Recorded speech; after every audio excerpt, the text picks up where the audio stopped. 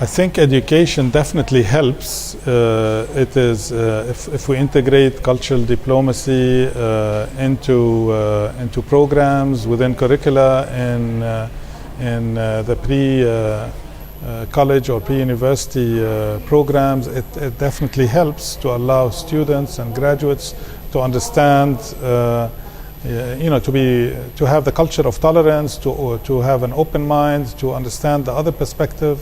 But no, it's not enough to solve issues that are politically founded between nations. And so thank you very much for sitting down to talk to us. So you were the former Minister of Education in Lebanon. So I'd like to ask you what you feel that you brought to the role and the positive impact you believe that you had.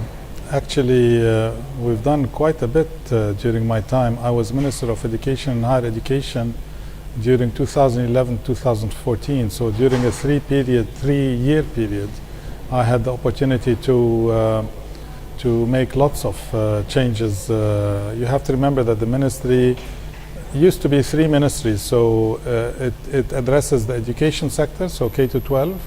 It addresses the higher education sector, and it addresses the vocational and technical education sector. So we're talking about 1.5 million students in these institutions across Lebanon.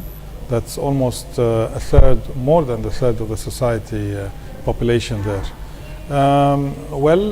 In terms of achievements, of course I have a book out, and people can look at the link of the 1,000-page book that talks in detail about the achievements. But in summary, there were many achievements. For example, in the education sector, I introduced for the first time in the form of a decree approved by the cabinet, social service to high school students.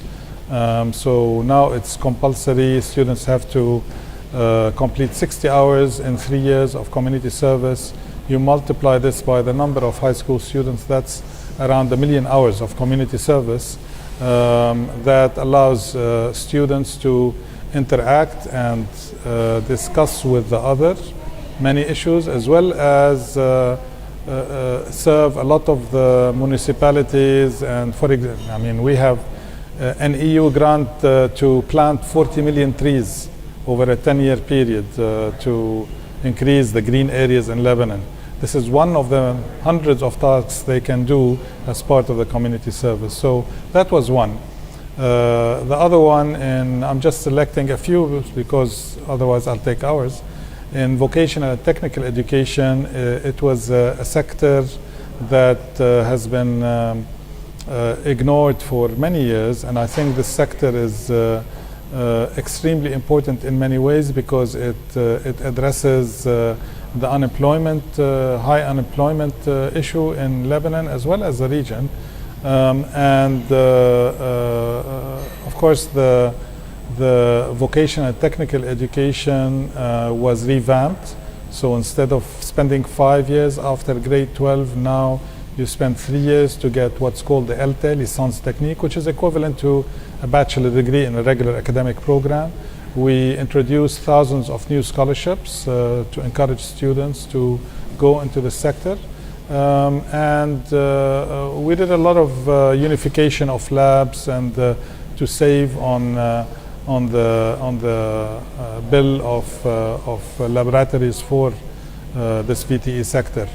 In the case of higher education, I introduced a draft law which was approved by the cabinet, and it's now in the parliament for approval, which has to do with establishing a new council for quality assurance so that it acts as the catalyst between accrediting bodies across the world and universities or higher education institutions in Lebanon, in the hope that all higher education institutions in Lebanon would get institutional accreditation, which is the international stamp of quality assurance, within a certain number of years, 5 or 10 years, from accrediting bodies that are accepted by the Ministry of Higher Education. So this is in very summarized form 3 out of hundreds of achievements. It's a lot of achievements. And what do you think is the biggest challenge that education as a whole faces in the Lebanon today?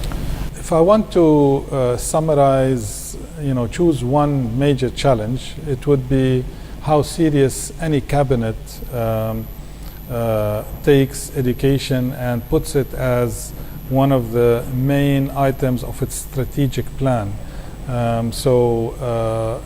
Education, in my humble opinion, of course, being a professor all my life at the American University of Beirut, to me is the solution of many of the problems we're facing in Lebanon and the Middle East, which includes social problems, economic problems, unemployment issues, even political aspects.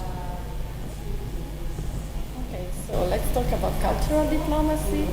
Do you think that cultural diplomacy is a really relevant tool for implementing a peaceful dialogue between cultures? And do you think that education for young people is the key for a successful peaceful dialogue between countries?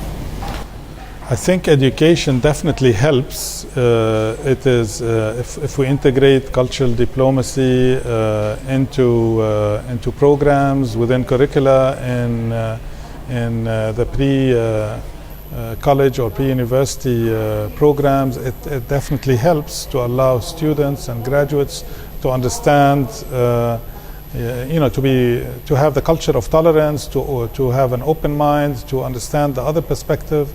But no, it's not enough to solve issues that are politically founded between nations, and because I think politics goes beyond just education, as is evident in the world today.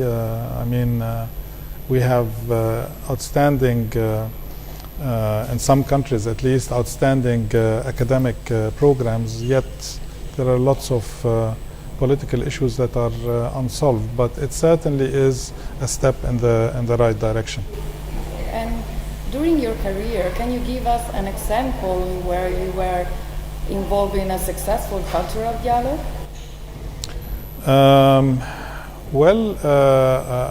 I don't know if that's the proper example, but when I was, as a technocrat minister, I guess the only technocrat minister in a political government, political cabinet, when I was a minister in the previous cabinet, I had to use cultural diplomacy with ministers from either side of the political parties that are, on opposition sides. In order to be able to convince them on many issues pertaining to Ministry of Education and Higher Education, because as you know, any decree that has to be approved on any education issue that I submit to the cabinet has to be voted by the cabinet of ministers, and as such you have to make sure that the ministers that represent the various political parties are on board. So in many cases, cultural diplomacy is a tool that I used to convince ministers that this is the right thing to do and dissociate politics from education. So in your speech you mentioned gender inequality inside the Lebanese parliament. I wanted to ask you, what's your vision for the future, and if the parliament is taking already efforts towards a more gender equality inside the Lebanese parliament? I don't know if I'll be attacked for saying this, probably I will, but no, they're not. I don't think the parliament is doing enough for that, and I think for Lebanon at least, and to a large extent for the Middle East, the Arab region, the only way for women to get their fair share, so to speak, is to integrate it into the electoral law. So this is something I fought for, and the President of the Republic was for it at the time when we were discussing the electoral law in 2012 for the then upcoming parliamentary elections, which never happened. That at the time, it was proposed 25% quota for women. So out of the 128 parliamentarians, that's 35 or so women parliamentarians. But Other than that, I don't think relying on the political parties will get us there. Can I ask you what has been your most challenging role up to now in your career? Oh, it's very simple. Surviving the ministry. I actually survived 3 years of ministry. So when I left it in February 2014, that's more than 2 years ago, they've been, calling me, tell me, we're glad you survived it. Yeah, everybody is saying this. I heard also the retired member of the German parliament and the foreign minister saying, no, I'm retired and I'm glad to be. Yeah, I mean, I don't know.